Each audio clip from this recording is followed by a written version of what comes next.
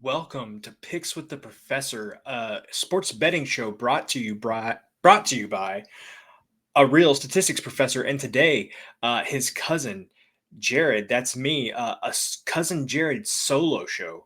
I know exactly what all of you have been wanting. Cousin Jared alone with his thoughts. Very odd place to be. I won't say scary, but a very odd place to be. I always told myself the first time that I did a solo show, it would be about the 2011 Texas A&M football team and how they blew something like five halftime leads. Somehow ended up going like 7-6 that season. But that's neither here nor there. We are here to talk about MLB picks for Tuesday, April 1st. Just going to give a brief recap over how we did on today, Monday, March 31st, recording this in the evening on March 31st. First play of the day, the Orioles over the Red Sox. That one went about how we expected, a fairly easy win for the Orioles. Never exactly felt like that game was in question on that one. They got out early. The Red Sox pulled within a run at a point, but then the Orioles pulled away kind of there at the end. The second game that we had the Cardinals over the Angels, and the Cardinals managed to give that one away in extra innings, losing by 1 run. So that one was definitely painful. But of course, the game that I know everybody is watching this evening is currently still going on as I'm recording this. And I'm not talking about the Braves and the Dodgers. I am talking about the Cubs and the A's. And we had the over 8.5 in that game. And that has covered in the top of the fifth. So we did a pretty in-depth breakdown on maybe what we know, what we don't know, and maybe what we expect to happen with the A's playing in Sacramento in their specific stadium this season. I think the professor, more from a statistical perspective, would tell you that the runs might come a little bit easier there. We don't know exactly how much, just because we don't have enough data. I was more going off of just what I had been hearing, and it seemed like it was going to be a hitter's paradise, and that definitely seems to be the case in a sample size of 4.5 innings so far. So show picks yesterday went 2-1 on those, and so we will take a 2-1 day every day that we possibly can. So getting into the picks for today, Tuesday, April 1st, just a few reminders on Sideline. This is a player-based model, so ratings reflect the current roster, any players that may have gone on the IL, or, players that may have been suspended for 80 games for PEDs. Let's say Jurickson Profar, for example. So Sideline has taken that into consideration. Average grade is 100. Higher implies more runs. So, batters, higher grades, better. Pitchers, lower grades, better. We're projecting an average game, but one game is unknown. And just a reminder, even if we win 55% of the time, we will still give out plenty of losers as well. And, as you'll see at some point this season, anything is a good bet at the right price or the right number. At some point this season, we're going to have to back one of the really bad teams. I don't know when that's going to be, but at some point the price will be right for us to do that. And also a reminder, if you're serious about sports betting, please join us over on Dub Club. The Honor Roll package gets access to everything that you see here on the screen. We'll give a little example of the detailed notes that are covered in each game. But also the access to the Discord is really valuable. We did not have any official first 5 plays on Monday the 31st, but I gave out 4 picks over on Discord. Those went 3-1 today. So, lots of good information over there on Discord. And that $29.99 a month, I promise you will make that up in just a couple of plays that you make. And make sure to use the link in the show description. That will get you half off for your first month. So want to make sure to use that link to sign up. So the first game, There we're going to talk about for Tuesday, April 1st, is the Nationals at the Blue Jays. First pitch for this one at 7:07 p.m. Eastern. On the mound for the Nationals, we've got Trevor Williams going against Jose Barrios for the Blue Jays. To be completely honest with you on this one, just about any way you look, the Blue Jays have the edge. Edge in starting pitching, Williams being one of the more not good pitchers, according to Sideline. And the Nationals, small sample size so far, but the worst bullpen in baseball, according to Sideline, again, through the first few games of the season. The Blue Jays bullpen's just fine.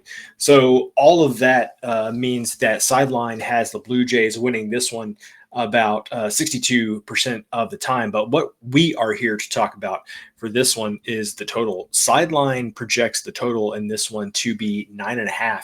And so we are going to be going over 8.5 in this game as our official play. And I do want to say this would probably lose a lot of its value if this line goes up to 9.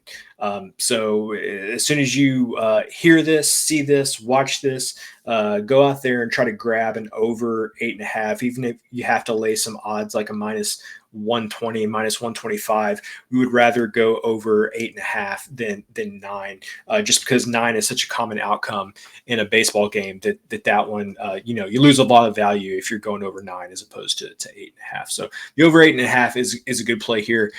Me personally, what I think about this is I think that the Nationals offense probably isn't getting as much respect as it probably should. And I don't even know if respect is really the right word, but I think the addition of James Wood and Dylan Cruz to that lineup brings a little more like length and depth to that lineup that the Nationals were really missing the bulk of last year. And those are two young guys. They are definitely going to have growing pains, but they are definitely going to perform well in spurts. And again, comparing those players to the guys that they had batting in those positions last season, a big improvement. So that Washington Nationals offense there, you see it's, number 22, that's an improvement over last year. I think that's going to continue to get better as the year goes on. And I think that they've just like eliminated some of the, I would say, glaring holes that they had in the lineup last year.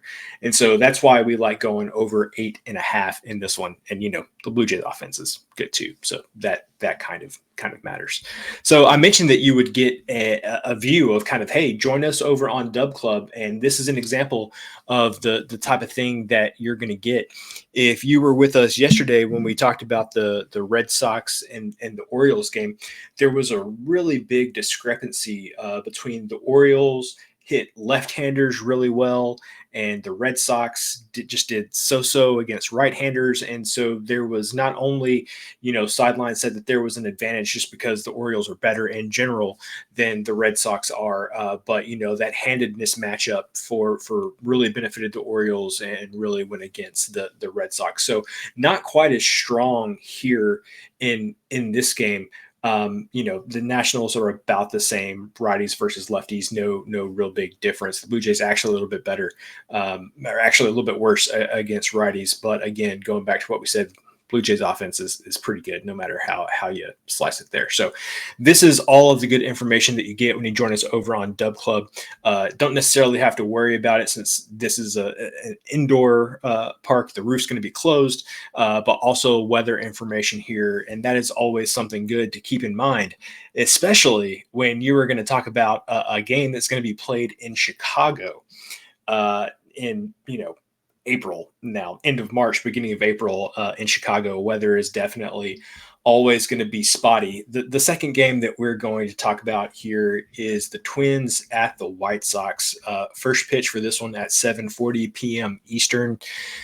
Simeon Woods Richardson on the bump for the Twins going up against Shane Smith of the White Sox.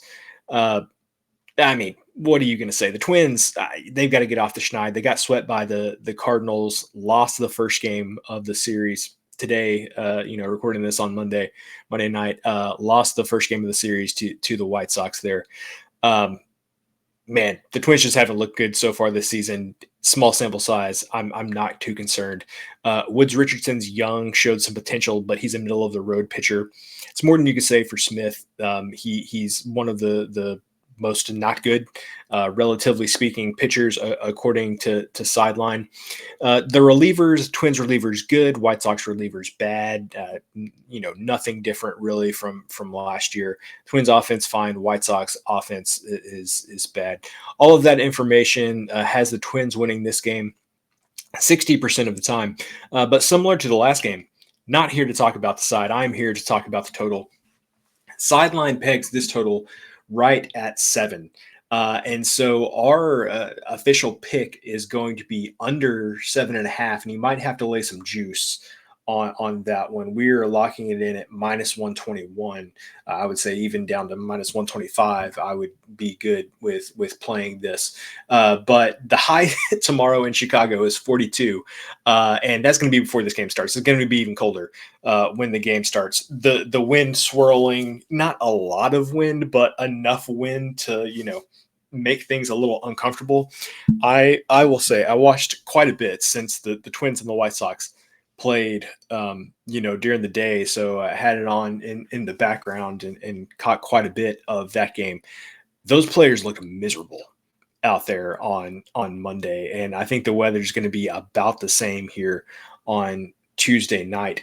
The reason that the game on Monday went over is because the White Sox just had some timely hits, a couple of big home runs early with men on base, and then absolutely nothing happened in that game for the last 6 or 7 innings of that one. I suspect that we're going to see something pretty similar in this one. I think the weather is going to lead to long stretches of just it's going to be really tough for offenses to get things going in this weather. I think, according to Sideline and the weather data that comes into that, there is a 14% decrease.